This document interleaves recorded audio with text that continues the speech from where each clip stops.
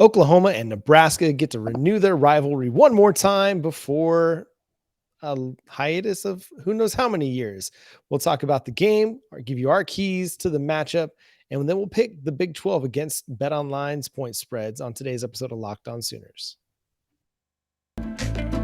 You are Locked On Sooners, your daily podcast on the Oklahoma Sooners, part of the Locked On Podcast Network, your team every day.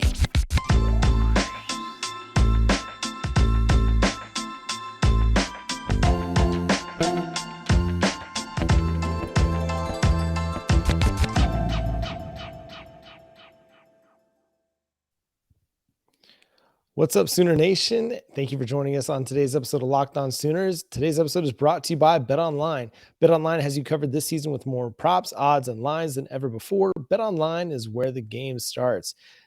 My name is John Williams. You can follow me on Twitter at John9Williams. He's Josh Helmer. You can follow him on Twitter at JoshOnRef. You can also hear him Monday through Friday from 9 to noon on 94.7 The Ref in Norman. Josh, we're almost to game day at this point. Are you excited for Nebraska? I'm excited. Can't wait.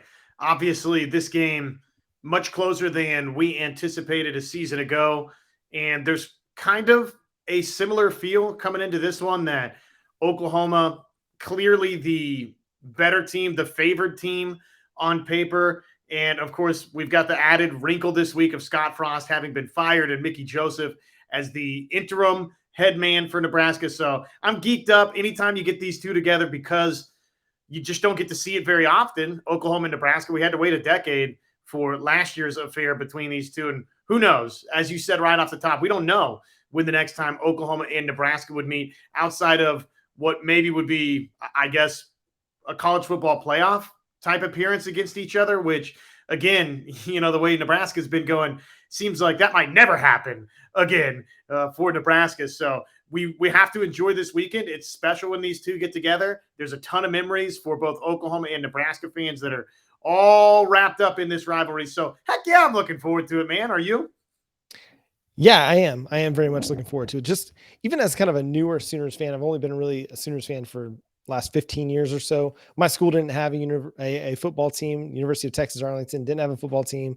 So I didn't really have college football rooting interest until I met my lovely wife. And so like my first memories of OU Nebraska are just as a casual observer, as a Big 12 fan, just watching the games on a Saturday and not really having anybody to root for, just enjoying football. And so, yeah, I'm very much looking forward to this because even though I wasn't an Oklahoma fan forever, I know the significance of this game. Like, you can't follow college football for any length of time without understanding there's a significance behind Oklahoma and Nebraska. It is one of those games that just rings out and it stands the test of time. And it's a shame that we don't get it on a semi-regular basis. Hopefully they'll figure out a way to make it semi-regular, even if it's not every year, but every other year, like some of the SEC schools have with some of their in-state rivals. I would love to see that happen a little bit more, but we'll see what happens. Getting to the game, Josh, let's start on the defensive side of the football for the Oklahoma Sooners. Nebraska's offense looks pretty solid. I mean, yes, they have the two losses. They've scored a ton of points in these losses, and they played a pretty tough Northwestern team and put up a few points on the board as well. When you look at Nebraska's offense, kind of what's the big key for Oklahoma's defense in slowing them down and making sure that they don't have sustained drives to keep Oklahoma's offense off the field?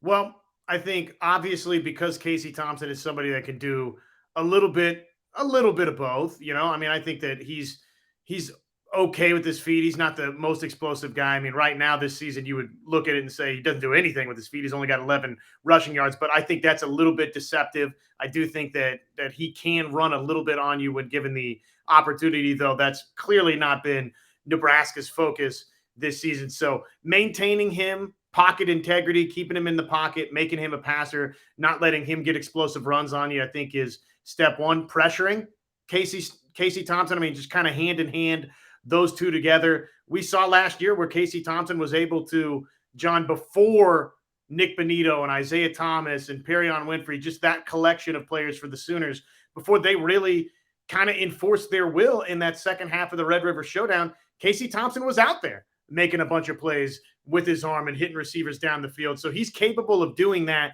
if Oklahoma is not able to, again, maintain pocket integrity, keep him in that pocket, and then obviously, not let him extend plays and get the football down the field. So pressuring Casey Thompson, I think, is a huge piece of the puzzle defensively for the Sooners.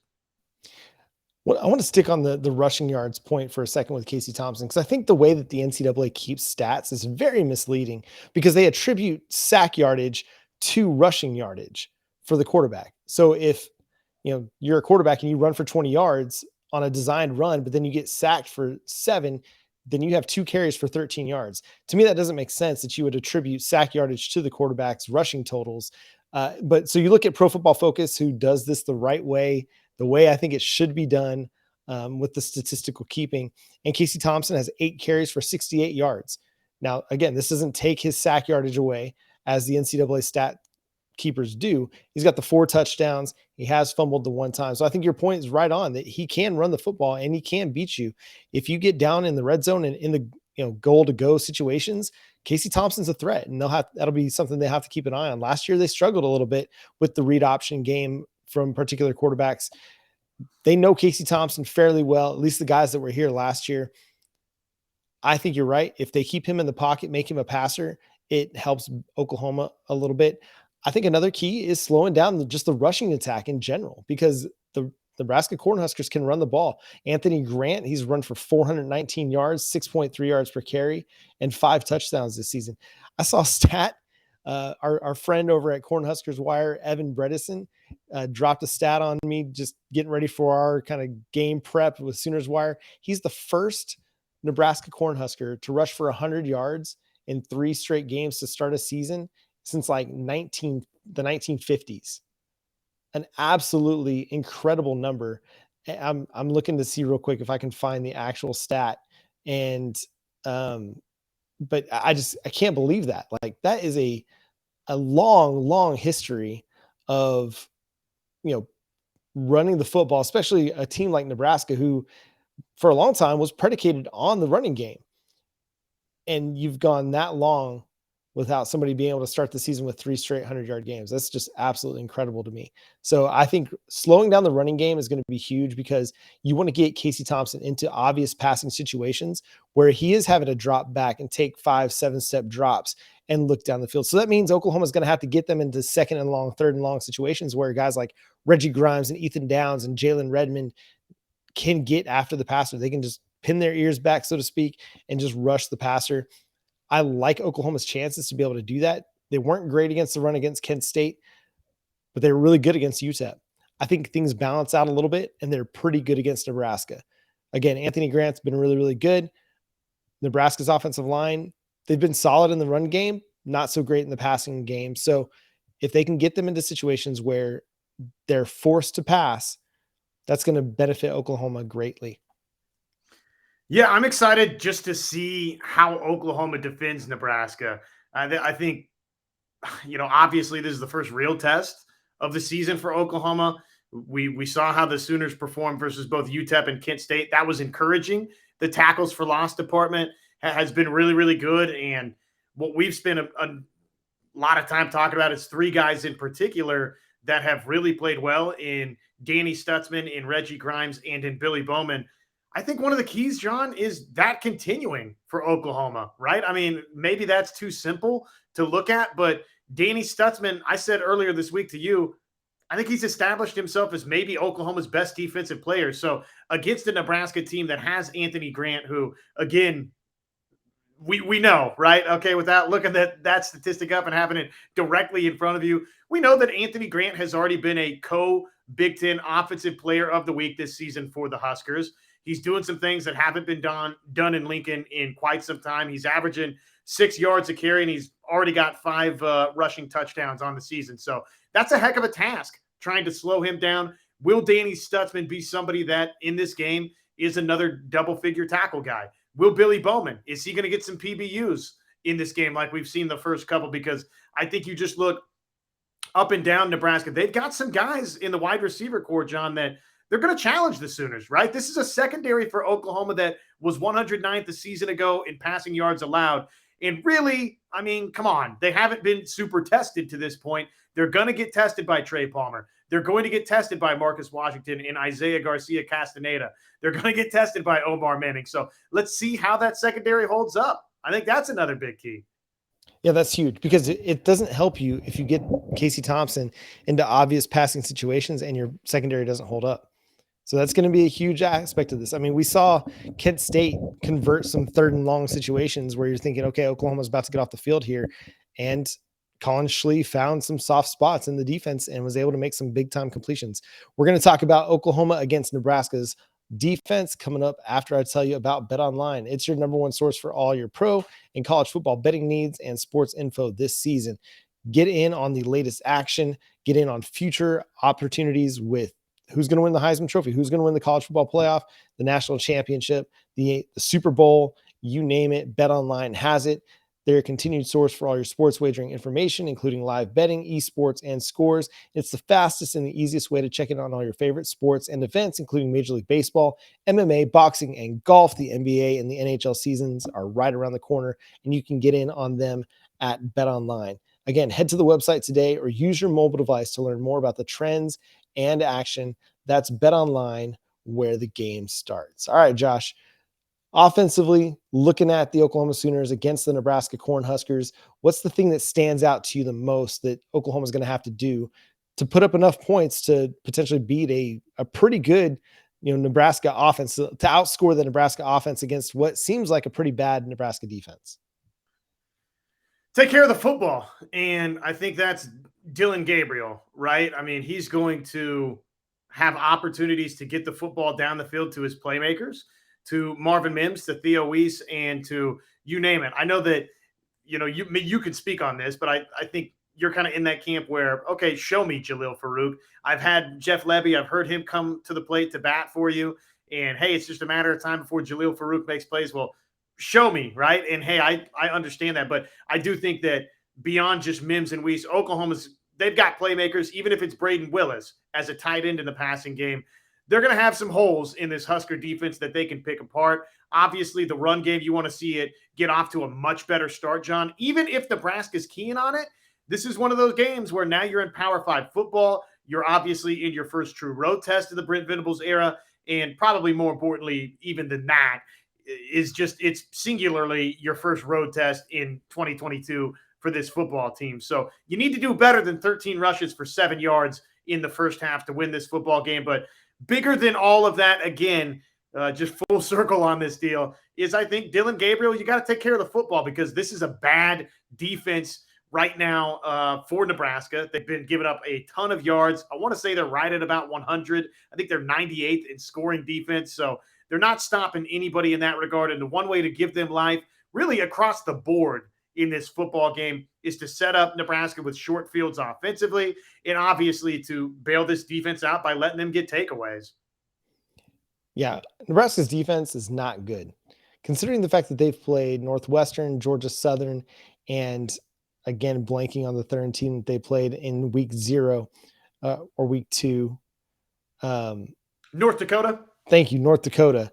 The fact that they've given up more than 200 yards rushing and 287 yards passing per game to start the season is pretty incredible. So Nebraska currently ranks against the pass 113th, allowing 284.7 yards per game. Against the run, they're 116th, allowing 207.3 yards per game. Scoring, they're allowing 31 points per game, which is 91st in college football. I mean, this is not a good Nebraska defense against the run, against the pass. Any way you slice it, Oklahoma should be able to do what they want to do offensively against this team. I'm not really going to have much patience for a running game that's slow to get going this week. I'm not going to have any patience for a passing offense that's out of sync. I mean, as good as Dylan Gabriel was from the second quarter on, the first quarter, it was kind of herky jerky. It wasn't like in tempo. It wasn't in rhythm. All of it was out of sorts. This team needs to come out flying from the first quarter on in this game because they're the better offense against this defense. They're a complete mismatch for this defense. Yes, it's a road game. Yes, it's going to be an environment that's really excited to just kind of lay into Oklahoma for the first time since 2009. Oklahoma hasn't visited Lincoln since 2009. So that fan base is going to be absolutely jacked up to have the Sooners in Lincoln. Still, that's no excuse for them coming out and playing sluggish and slow football to get started. We talked about Jalil Farouk. If he was ever going to have a breakout game, this has got to be it. Like, this has got to be the game that Jalil Farouk breaks out. Again, Nebraska's allowed 287 yards per game. 284.7 passing yards per game against North Dakota Northwestern, who, yes, it's a Power 5 program, but they're not slinging the football. They're not Texas Tech of the good old days. And Georgia Southern, who Georgia Southern is one of the best scoring offenses in FBS right now, but still, they're not one of the premier programs in college football that should just be able to have their way with any old team, but they did against Nebraska.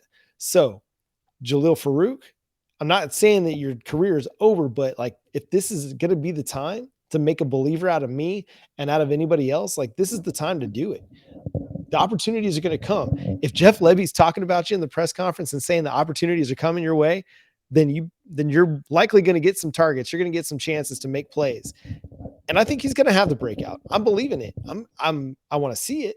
I want to see it before I'm ready to just be sold that he's number 3. And maybe I'll still want to see it for several more games. But if there's ever a game that he's going to have that breakout performance, it's this game.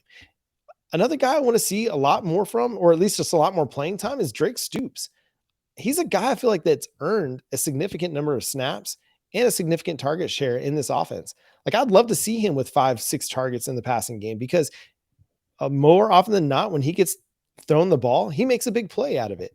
This is just a guy that just catches first down passes, makes clutch catches, and does something with the ball after the catch. So let me see some more Drake Stoops. I'm excited to see if Theo Weiss can open it up a little bit too. I think outside of Marvin Mims, just the wide receiver group in general, I think we all kind of want to see a little bit more from. And then Braden Willis, like, he did not have a really good performance in week 2 against Kent State. Can he bounce back and show kind of more of the high efficient, receiver that he was in week 1? I think so. I think Braden Willis is going to have that bounce back performance in this game. And then for me, the biggest question, and I think it's probably going to be the case for you too, is the offensive line. Again, this is a bad Nebraska defense. This offensive line should be able to come in and set the tone early and dictate the pace of this football game. And if they're not, we'll just have further questions about this team as they get ready for Kansas State next week. But in this game against the Cornhuskers, they've got to be the superior unit on the field. I jotted a couple of things down. I agree with you on Braden Willis. I think very important for him to be a safety valve type option for Oklahoma, especially in red zone situations in this game. I mean, this is where it all starts for all intents and purposes for Oklahoma. I know they've played UTEP and they played Kent State, but this is Power 5 time. This is big time road football for Oklahoma against a team that's desperate and hungry to prove that they're worthy of wearing a Nebraska Cornhuskers jersey, frankly, right? So they're going to be hungry. They're going to be motivated. And there's going to be opportunities for Braden Willis in key moments, perhaps early or throughout, to really be a difference maker. This is the type of game where if you're Braden Willis, I know we saw it in the opener, then that second game, not really there, sort of missing in action for Braden Willis. This is where you start making that cash, baby. This is where you start, getting that NFL draft pick. I wrote 2 things down here. On your point about the crowd and you want to see Oklahoma start fast, I agree with you. I think that it's a no-brainer statement in a lot of road games. But for this one, especially given the circumstances, I think it's even heightened a little bit more just because, to me, you've got an opportunity, John, in this game. If you come out your first couple of offensive series, like first 3 series of the game, right? Let's say Oklahoma goes touchdown, field goal, touchdown. You've got a defense in Nebraska that has not been good all season long, that just had its head coach fired. And I know that he's an offensive-minded head coach in Scott Frost, but I guess what I'm saying is you've got a program in Nebraska that they're down and out right now. You've got a fan base that is down and out right now in Nebraska. So those first couple of series, really both sides of the football, but I think especially offensively, just because, again, that's been the side of the football for Nebraska their defense that has not been very good. It's huge for Oklahoma to come out and look like the team in this game, John, that it's not going to be all that difficult of a day for them to move the football. I mean, I think if you just kind of break down this game offensively for Oklahoma, that might be kind of the biggest key if it's not just the obvious, the cliche turnover department. Yeah, and I think that's going to be one of the things that they're looking to do too is start fast. Take the crowd out of it as quickly as you possibly can by dialing up a 5-play, 75-yard touchdown drive to get on the board, much like they did against UTEP in week 1. So, this is the week where we should start seeing them kind of unleash more of their offense, more of their defensive playbook, seeing more of what this scheme is going to look like. We may not see everything that they want to show because they want to try and hold some things back against, Kansas State and for TCU and for Texas and the rest of the Big 12 schedule. But we're going to see a lot more from this team this week than we've seen in the last couple of weeks. And I'm excited. I'm excited to see what Brent Venables and Jeff Lebby and Ted Roof have kind of dialed up for this game against Nebraska, because I think we're going to see a lot more pressure packages. It's not going to just be rushing 4 all the time. We're going to see a lot more safety blitz. If Key Lawrence is back like it looks like he might be, I think we see him sent on the blitz quite a bit this week. All right, Josh, before we get into our Big 12 picks, what else do you need to say about Nebraska heading into this one? We'll share our Oklahoma-Nebraska prediction here later in the show as we get ready to close it up, but we're going to pick the Big 12 games here in a second. But Josh, I'll give you one last thought on Oklahoma-Nebraska before we do that. I just think since we're talking Oklahoma's offense versus Nebraska's defense, this game to me sets itself up to where either Eric Gray or Marcus Major could really take a big step forward in terms of being Oklahoma's number 1 running back. If one of those two guys has a great game versus the Huskers here, I think that, again, heading into Big 12 play kind of maybe gives one of those two a lead in terms of who's going to get the majority of the carries. Probably feels like Eric Gray is kind of the leader in that department for OU right now. But if Marcus Major's great in this game, John, then I think all of a sudden we start shifting that conversation a little bit in his direction. So I think that's sort of, again, not something that directly, solely is going to decide this game. I think it's just kind of an interesting Oklahoma storyline within this game. It'll definitely be something for us to be watching because Marcus Major's been really, really good to start the season. Eric Gray has been too, but there's just a different energy and physicality that Marcus Major runs with that I think translates and connects with a lot of Oklahoma Sooners fans in particular. So, all right, let's look at the Big 12 slate for this week. And not as many intriguing games as there were last week on the Big 12 schedule, but still quite a few that are going to be really fun to watch and to monitor. So, Josh, we're going to start with Baylor. They're giving up 30 points to Texas State, the Bobcats. Who you got in this one? So I'm taking Baylor. I'm taking Baylor in the points. Obviously, coming off of the tough overtime loss down there in Provo, they'll be motivated to go put together a big performance. I'm thinking something like 45, 13. That's a solid cover, right? Yeah. You get you Baylor covers. And you hit the over. So you're going to take the over in this one, which is set at 55. I'll also take Baylor minus the points and the two teams to cover the over. I think Baylor's going to, have a big bounce back game. You're going to see Blake Shapen kind of unleash his arm talent a little bit more, and we'll see. What this Baylor team is made of coming off of a loss. Next, Iowa State coming off their big win against the Hawkeyes. They're favorites over Ohio by 18.5 points. Iowa State's given up 18.5 points to Ohio. How do you like the Cyclones in this one? Or do you lean Ohio in the points? So Ohio's first couple of games beat Florida Atlantic 41-38, turned around, lost at Penn State 46-10. I don't think Iowa State is the type of team that Penn State is, but obviously this game is a tough road trip for Ohio up to Ames. I liked a lot of what I saw from Hunter Deckers versus a very, very good Iowa defense. Xavier Hutchinson, still a really nice player. Jarrell Brock in the backfield, I thought, did some nice things in the run game for Iowa State. So I do kind of look at Iowa State to win this game. What do you have the spread at for me again here? So minus 18.5. Okay, that's what I thought it was. Yeah, I like them to I like them to win it by 21 or so.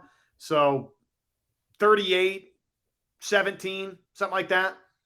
Yep. And the over-under is set at 48. So 38-17 would be over. Over. Yeah.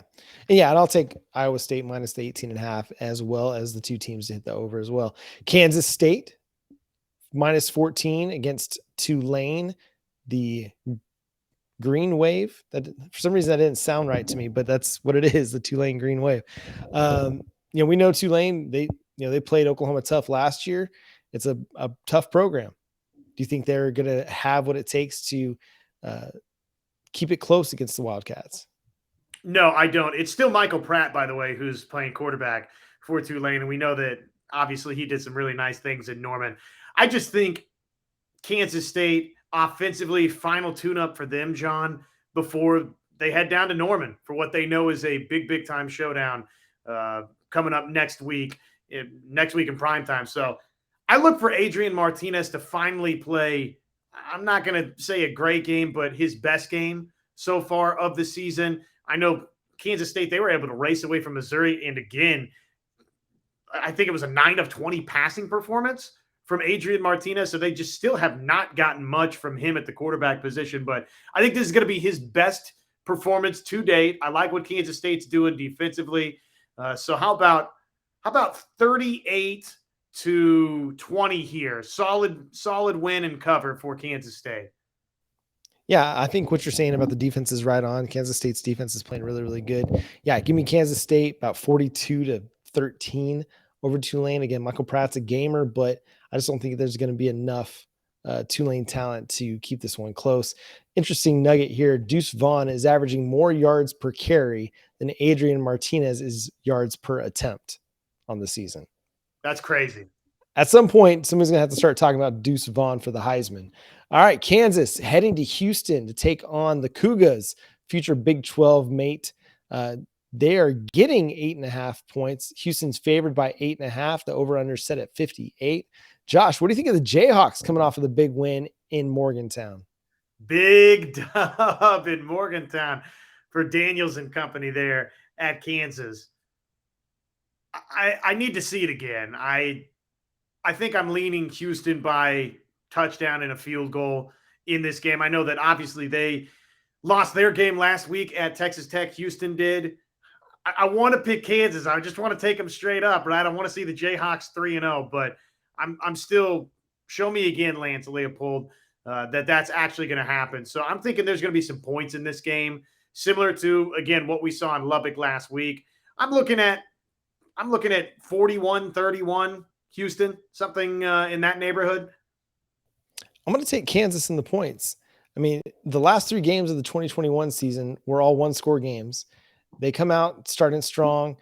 They get the big win over West Virginia. This is an offense that's 4th in the nation in scoring right now. So I'm really intrigued by Jalen Daniels, Lance Leipold, and what they're doing over there or up there in Lawrence. So give me Kansas plus the 8.5 points. And yeah, the over-under set at 58. I'm going to take Kansas and Houston to go over on this one. I don't know if Kansas wins the game, going on the road to play in Houston in what will probably be a humid Saturday down there in the southeast of Texas, because it's always stinking humid in the armpit of Texas. Sorry, Houston people. But yeah, I like Kansas to continue playing close games, even if they don't win this game. Just things are different for the Jayhawks right now. All right, Texas Tech, they are underdogs traveling to North Carolina to face NC State. NC State is favored by 10 points. The over-under is set at 56. I like Texas Tech to cover. I like Texas Tech to cover. Devin Leary was somebody that a bunch of people kind of had as, one of the dark horse candidates before the season as a Heisman Trophy winner. And NC State was sort of that popular, if it's not Clemson pick in the ACC, then you're taking North Carolina State, you're taking the Wolfpack. Opener, not really all that impressive for Devin Leary and NC State. He only completed 17 of his 33 passes for a shade over 200 yards, had 1 touchdown, 1 interception. That was against East Carolina. They slipped past the Pirates in that one, 21-20. Obviously, were great last week. But I think Texas Tech hangs around in this game. I'm taking NC State at home, 34-27, but that's a solid Red Raiders cover. Yeah, it would not surprise me one bit to see Texas Tech win this game. Again, talk about a team that just playing different right now. Joey McGuire has them playing really tough. And yes, it's a road trip, but I'm with you. I like Texas Tech plus the points in a similar thing. It's going to be a 1-score game, 7 or 8 point game sort of a thing. I don't know if they'll hit the over. It could be a tighter ball game than that, but I mean, Texas Tech has been scoring. Donovan Smith taking over for, Tyler Shuck, playing good football. Yeah, he had the 3 interceptions so far in the season, but I mean, he brings a different kind of energy and a different kind of life to that Red Raiders offense. So it's going to be a really intriguing matchup. Probably the best game aside from Oklahoma, Nebraska on the Big 12 slate this week is that Texas Tech NC State game or the Kansas Houston game as far as games we might most be intrigued by. All right, before we get to the Oklahoma Nebraska game, one last Big 12 game to touch on, courtesy of Betonline. The point spreads here again. Betonline, the easiest place to bet on all your favorite sports. Texas is a minus 12.5 favorite against the University of Texas San Antonio, the Roadrunners. What do you think about this one, Josh? So we think Hudson Card's good to go. Yeah, I don't see why not. I mean, Sark's playing a little coy about his quarterback situation, but yeah, I like what we saw defensively from Texas this past week versus Alabama. I am a little leery with them of just getting caught up in the Texas looked so good versus Alabama, and man, that's the effort we're going to see on that side of the football from them every single week. If it is, then great. And Texas, regardless of whether it's Ewers or Card at quarterback, they're going to have a chance to win every game in the Big 12 this season if they get that type of performance every single week. I don't know that we're going to see that. I'm tentatively going to take Texas to win this football game 34-20. Don't feel great about it, but that's where I'm at right now today. Yeah, I like Texas too. I just think Bijan Robinson and Xavier Worthy are just too good offensive pieces that you have a hard time finding anybody in the country that could cover them, let alone University of Texas San Antonio. So Xavier Worthy is going to have a big game. Bijan Robinson will have a big game in this one, and Texas is going to win by 2 touchdowns, in my opinion. Now getting to Oklahoma, Nebraska, the one that you came here for. Oklahoma is a minus 11 favorite, according to BetOnline. Again, where the game starts, and the over-under is set at 66. Josh, what do you think about Oklahoma versus Nebraska? So I literally was right on the number. 38-27 is what I think the final is going to be, but I won't be a coward. I will not sit right on the fence. I will make a pick for you. 41-27 Sooners in this game in Lincoln. I think that we've seen Nebraska make some plays offensively. Obviously, 27 on the board. There's going to be some people that would be disappointed in that. I just think this is going to be a game that's defined by Nebraska doesn't have much success stopping Oklahoma at all, both in the run and the pass game. I think for the most part, Oklahoma is going to be able to do pretty much whatever they want to do offensively, John. If they take care of the football, I think they do that. I think it's a good first road win for Brent Venables and Oklahoma. And I look for them to win this thing 41-27. And honestly, for it to at times not feel as close as that. Yeah, I'm going to stand by what I said on the show earlier this week, in that I just don't think Nebraska is going to be able to hang. It might be a close game through the first quarter, maybe into the second quarter as well. But I think by halftime, Oklahoma will have started pulling away, similar to what they did against Kent State, and then even what they did against UTEP. That was a 21-13 game as the Miners and the Sooners approached halftime. Oklahoma got a late score in that one, made it 28-13, and then just kind of ran away with it in the second half. Did the same thing against Kent State. It was a 3-0 game in favor of the Flashes. And then Oklahoma has that nice 2-minute drill to go up 7-3 and then again runs away with it. So I think this is going to be one of those that they could stay close through the first quarter, most of the second quarter. But then as halftime approaches, Oklahoma is going to get another great, 2-minute drill touchdown just before the half to kind of set themselves apart and then make the necessary halftime adjustments to just run away with the football game. So I'm going with Oklahoma 42, Nebraska 20. I think that 20 probably comes on a later touchdown when the game is pretty well decided. So, I mean, Nebraska, they've got some talented offensive pieces, but if they get behind at all in this game, then they're going to have a really hard time keeping up at all, because Oklahoma's pass rush is just going to be relentless and they're not going to be able to slow it down. So to me, it's Oklahoma in a blowout. I love it. That'd be a great sign for the Sooners. If they go up there and win that game 42-20, we'll be feeling great. Be feeling great coming out of Lincoln and obviously heading into the Big 12 slate. And I think there's a good chance you could be right on the money with that type of prediction. Yeah, and we'll get to find out Saturday, 11 a.m. kickoff, part of what'll be a great college football weekend. Every weekend in the fall is a fantastic college football weekend. We're so glad it's here. Don't ever leave us again, college football. So that's going to do it for today's episode of Locked On Sooners. Make sure you're tuned in. We'll be back on the Sunday evening if you're watching on the YouTube side, or Monday morning on the podcast side, to break down everything that happened in this game. And hopefully we'll get it a lot sooner than 10 years down the road. We'll get to see Oklahoma and Nebraska lock horns again. But again, that's going to do it for today's episode. Thank you so much for tuning in. Make sure you subscribe to the show wherever you get your podcasts and over on YouTube. If you do subscribe on YouTube, also hit that notification bell to let you know when new episodes drop. Follow Josh on Twitter at JoshOnRef. Hear him Monday through Friday from 9 to noon on 94.7 The Ref in Norman. You can also follow me on Twitter at John9Williams. Follow the show on Twitter at Locked On Sooners. And until next time, he's Josh Helmer. I'm John Williams. Boomer Sooner.